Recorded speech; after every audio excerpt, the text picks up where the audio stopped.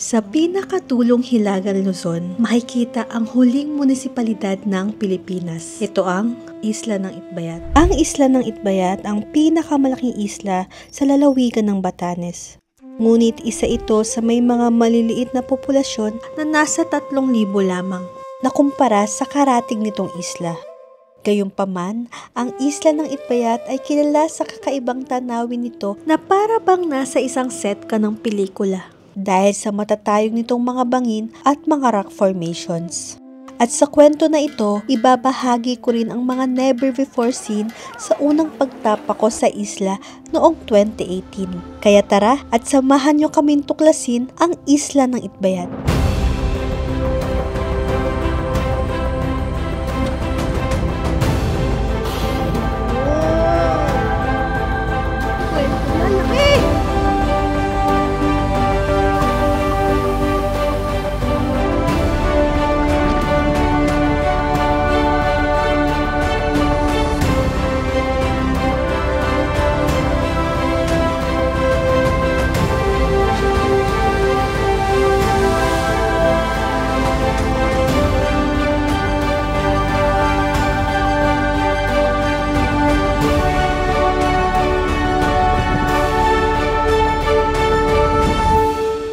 So far, peaceful dito. At ang lamig! Standby lang kami kung ano yung magiging update sa amin kung tuloy ba kami pa-Itbayat or hindi. Yung first flight dapat namin ng around 7 na-cancel kasi sobrang lakas ng ulan. Based naman sa weather, medyo magiging bearable na tomorrow. May nakikita na akong sun icon. Yun yung indication ko na kahit paano, hindi man siya sunny, at least hindi siya ganun kaulan. And yun ang mas importante. Pasok na po kayo sa loob po. Yun lang inaantay natin. Pakita nyo lang po yung ano nyo po. Bayad po kayo, ma'am? Opo. Ano sabi, papasok na po kayo? Opo. First time namin sumakay ng small airplane actually. Kaya medyo lakas makapraning kasi sobrang lakas din ng hangin. Dami pa naman nangyaring incident sa aviation. So, good luck talaga. Ilay nyo lang po yung may laptop para po mag-save. Okay po. Likod.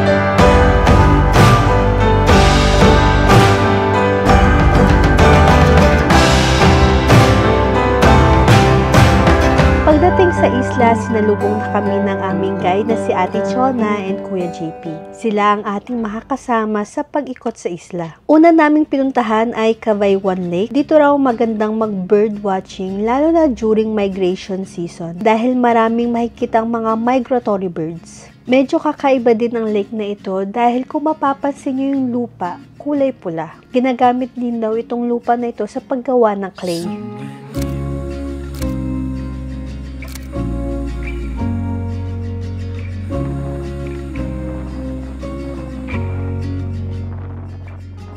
Ang Mauyan Cliff known for its scenic and dramatic cliffs at sa baba naman nito ay may kita ang Mauyan Port na kadalasan dito dumadaw ang mga mangingisda dahil mas kalmado rito ang alon. Ngunit sadyang matarik nga lang ang lalakarin paakyat at pababa sa port na ito.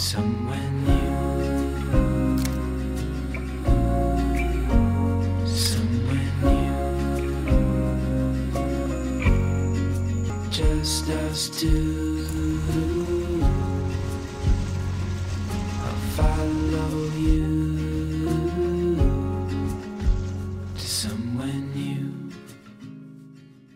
Susunod naming pinuntahan ang Torongan Cliff. Isa ito sa may importanteng historical evidence ng mga sinaunang tao noon pang 4000 BC. Significant po siya sa history ng Itbayat kasi ito po yung nagsilbing pinaka first landing place ng mga unang tao dito sa Itbayat. So tinatawag po namin silang Austronesian people. Sa dulo nito, makikita ang kuweba kung saan tumira ang mga Austronesian. Ngunit hindi na rin kami pwedeng umusad pa dahil may malaking bitak ng lupa. Sanhi ito ng malakas na lindol noong 2019. Sa sobrang tindi ng pinsala, gumuho ang mga traditional stone houses sa isla at iba pa nitong natural site tulad ng Torongan Cave. Doon po sila tumira ng matagal. According po dun sa pumunta dito na archaeologist, yung fossil na pinag-aralan nila, 4000 BC po siya nangyari, yung pinakaunang tao dito sa Itbayat. Habang tumatagal, habang pinag-aaralan siguro nila yung isla, kung meron na pong nauna sa kanila, or dun po sila nagstay, and then nagiwa-hiwalay po sila into 7 settlements. Hanggang may dumating po dito na missionary, siya po yung nakiusap sa kanila para magbuklod na lang po sila dun sa iisang lugar. Dun po yung town proper ngayon. Ito po yung libingan nila noon. Actually, yung sa taas ng burol, meron po yan dun sa taas ng mga burol. Kaya lang, hindi na siya masyadong obvious. Siguro maliliit lang siya. Tapos ito, yung pinakamalaki, saka obvious, pinapaniwalaan kasi nila dito inilibing yung pinaka-leader nila. So dito daw siya nilibing. Bagamat tuluyang nasira ang Torongan Cave, naway mapanatili ang iba pa nitong historical landmarks para sa mga susunod na henerasyon. Grabe, gutom na ako. Beef and baboy and potato pies. Sarap ang lasa.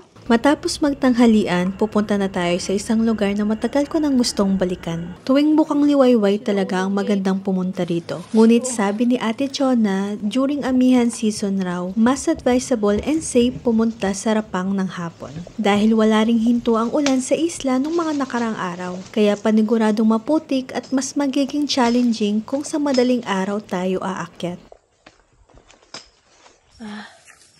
Ang sukal, maputik. Nagpas na tayo sa jungle forest. Oh, jungle na forest pa. Nasa may grassland naman na tayo.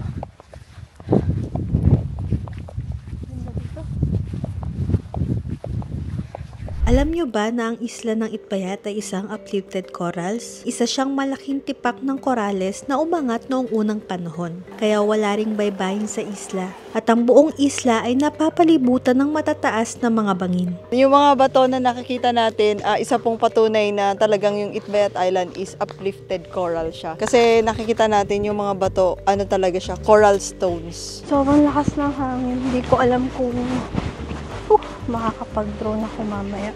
Kanina ang lamig. Ngayon naman pawid. Pneumonia goal. Ito ang Rapang Cliff. Isa ito sa pinagmamalaking gandang yaman ng Itbayat na may matatayog na rock formation and vast grassland. Sadyang nakakamangha ang ganda nito na para bang nasa isang set ka ng pelikula. The world is not in your books and maps. It's out there. Dito rin matatagpuan ang tinatawag na stone bell or ringing rocks. Isa siyang malapad na bato na may kakayahang lumikha ng tunog na parang kampana kapag pinupukpok. Ayon sa mga kwento, ginagamit ito bilang isang alarming device ng mga sinaunang tao laban sa paparating na mga kaaway.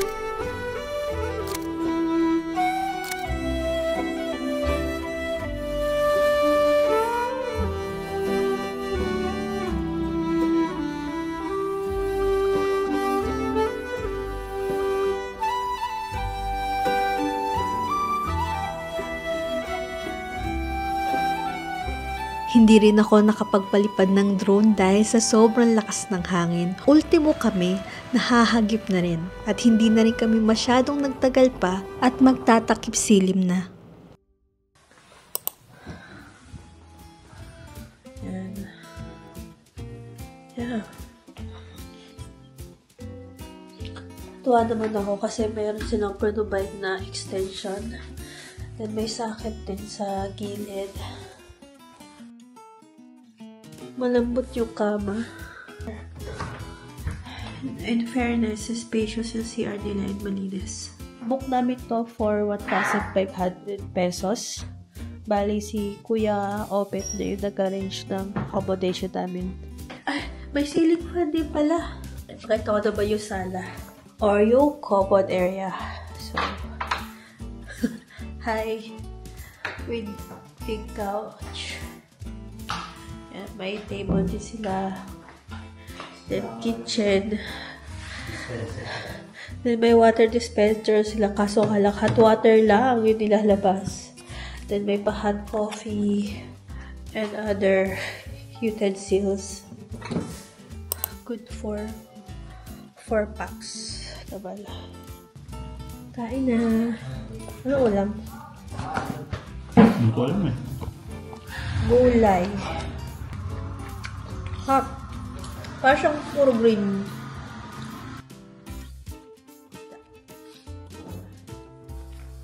Good morning, guys. Medyo naka-ready na kami kasi waiting na lang kami kila Ate Chona and Kuya JP na hatid kami sa airport. Sorry, medyo hindi pa rin okay yung pakiramdam ko. Runny nose na malapit na ang maging ubo.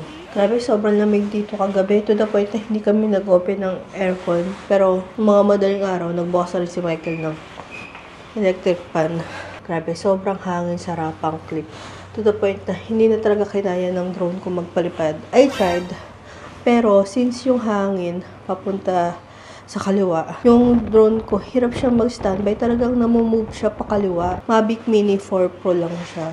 So, maliit. Siyempre, ayoko nang ipilit yun. Kasi Diyos ko, ang hirap mawalan ng drone na pinaghirapan mo talagang hulugan buwan-buwan. Worried din kami maabutan ng gabi sa trail, knowing na ang putik dun sa last part ng trail namin. Kaya hindi rin kami masyado nagtagal. And nakikita ko yung sarili ko, babalik pa. Pumapulong ako kasi baka mag-react sa Michael po sinabi kong gusto kong bumalik dito. So yeah, see you sa Basco.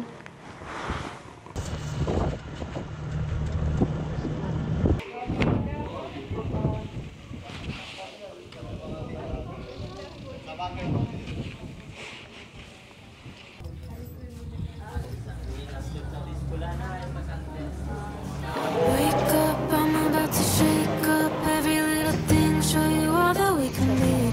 Come dance in my glow.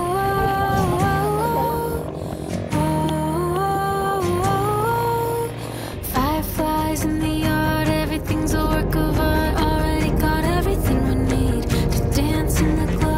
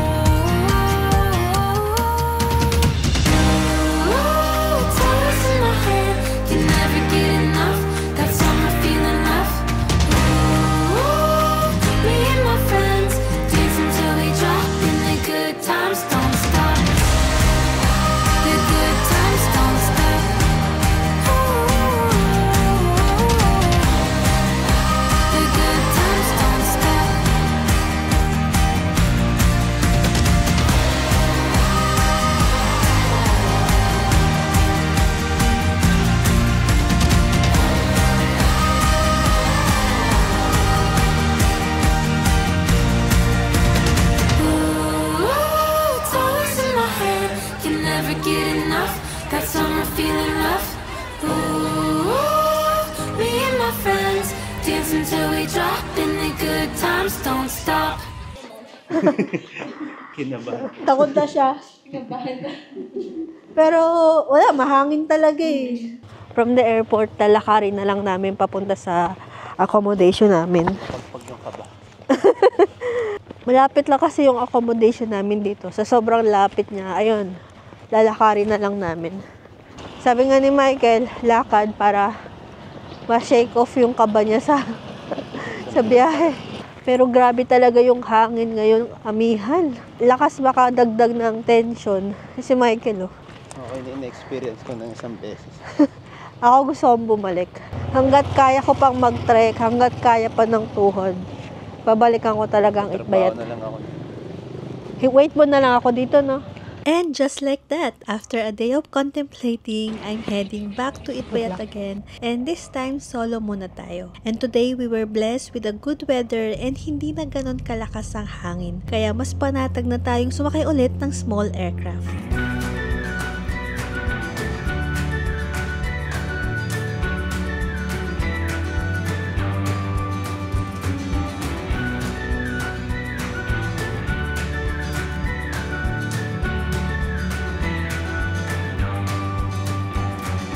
Warm nights, long drives, nothing here but moonlight.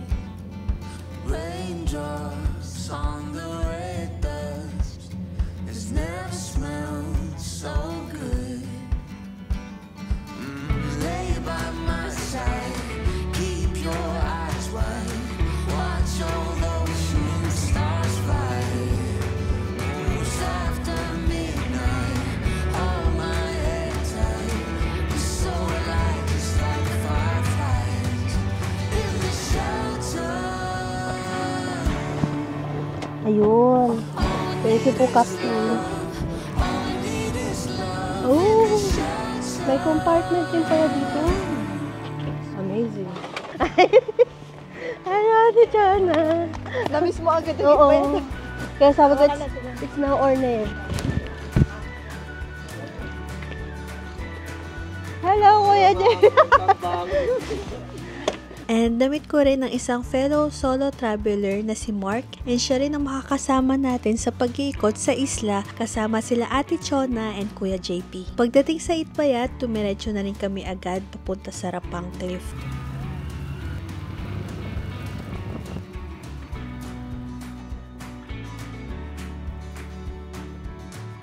Mabuti na lang at makulimlim since open trail ang Rapang Cliff, and hindi na rin ganun kaputik since nag-solidify na rin ang lupa kahit papano.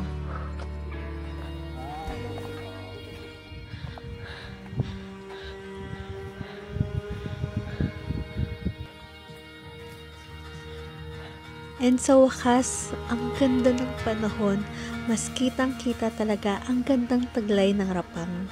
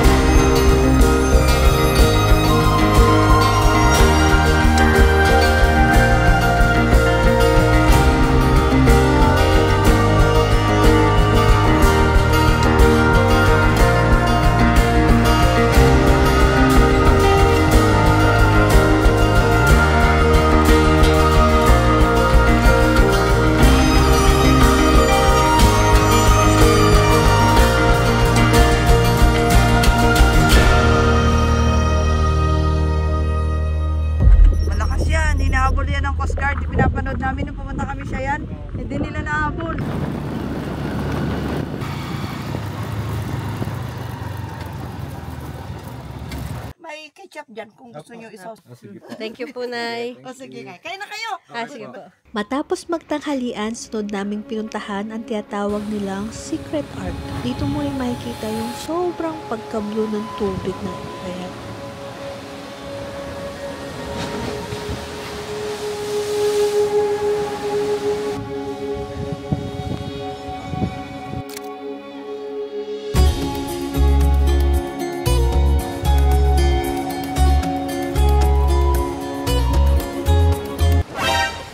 Wow, makakasama ko talaga sa Jesus.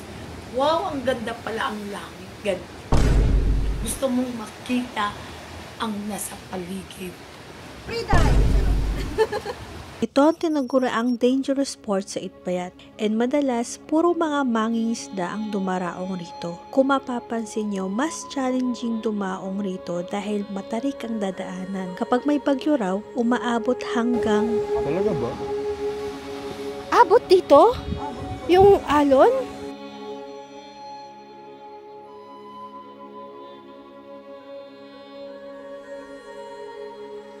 Kung meron man akong isang lugar sa Itbayat na muntik na akong maging kwento, ito na yun. Ito ang Blue Lagoon sa Paganaman Port. Noong 2018 ako unang beses tumapak sa isla. Nung panahon yun, sobrang active ko sa freediving at dahil sa excitement, gusto ko na rin makita ang ilalim ng dagat. Nakakainganyo talaga lumangoy.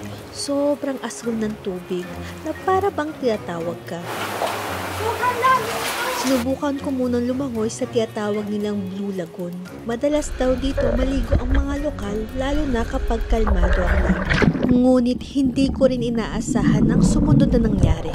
Bigla na lang lumakas ang agos at pakiramdam ko ay para akong hinihigop pababa.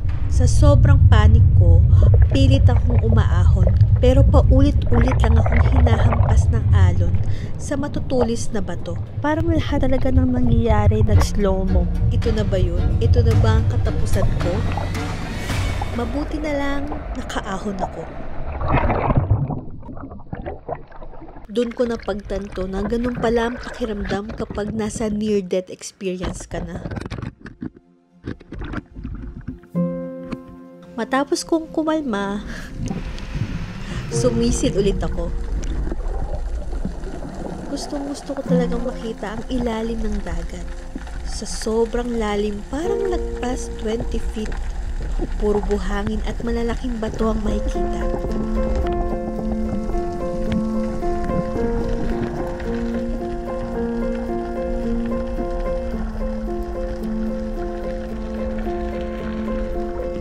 Habang lumalangoy ako sa dagat, nakasabay ko rin ang ibang mga ibatan at nakausap ko rin sila kahit saglit man lang. Pinapanood ka nga namin kayo tumatawag kami, takot na takot. Nagpanik ako kanina. Ang lakas kanina. Tapos di ko pa narinig si Kuya Jojo. Ang sabi niya para gumit na ako. Ako, sige kilig. Isa ito sa mga karanasang hindi ko makakalimutan. At paalala na kahit gaano kaganda ang isang lugar, dapat pa rin nating igalang ang kapangyarihan ng kalikasan.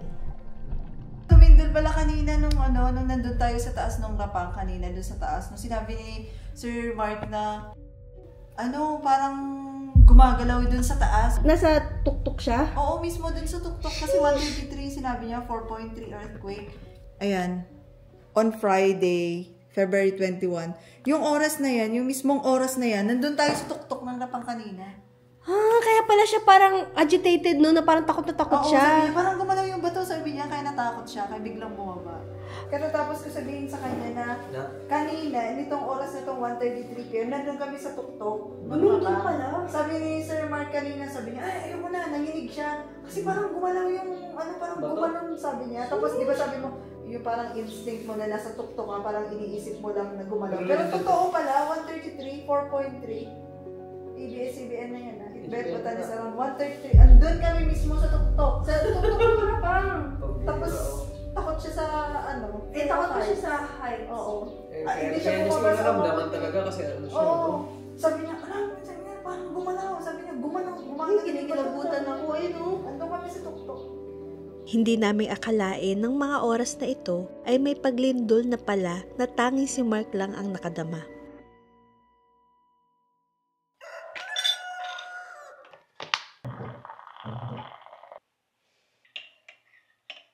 Kain tayo.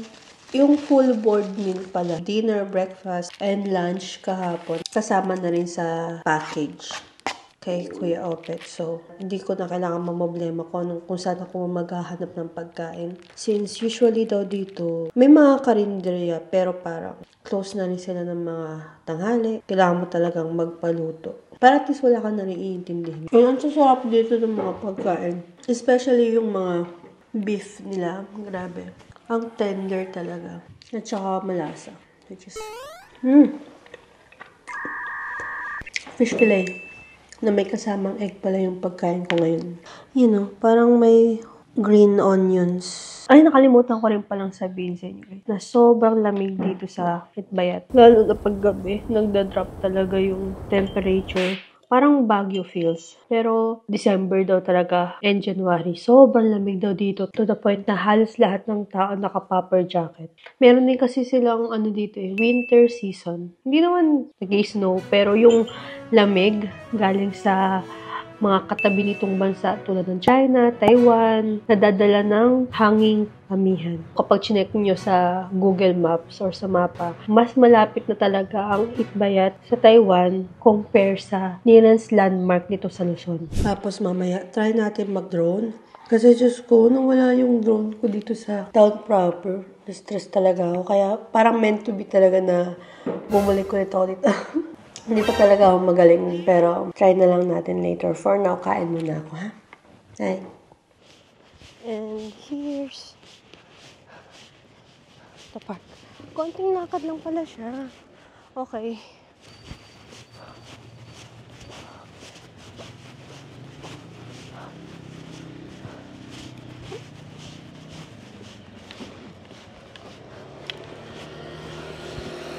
Let's go.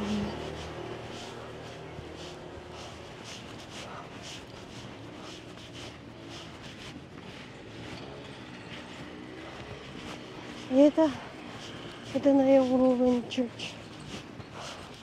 Nasira siya during malakas na lindol.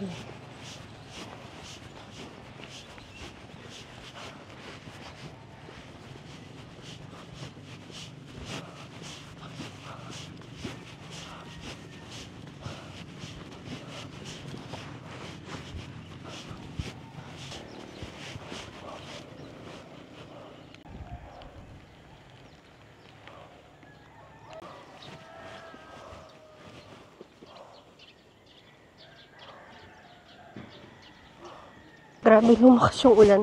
Kaya dito muna tayo sisilong. Parang useless din pala kasi dito yung hangin. So, nababasa pa rin tayo. Hoping na makapag-drone pa rin. Kasi sayang naman nandito na tayo. Kasi ulan pa rin niya.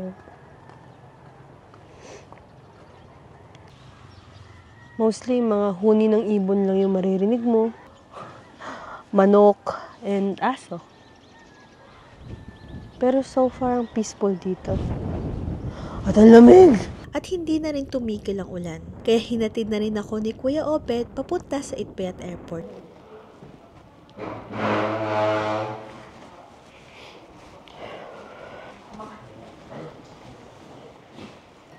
Kailan kamu ka-fly? Itlog. Anak ko ba? Ano charter daw asay? Piper Aztec.